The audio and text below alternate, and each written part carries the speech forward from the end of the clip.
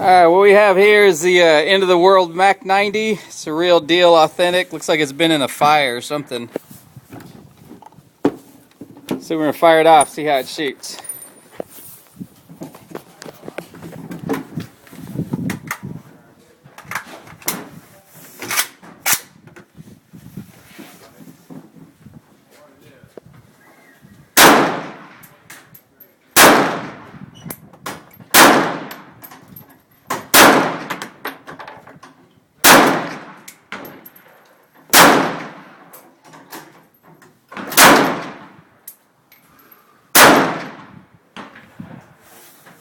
Surprisingly well. This thing shoots really good. Got a good trigger.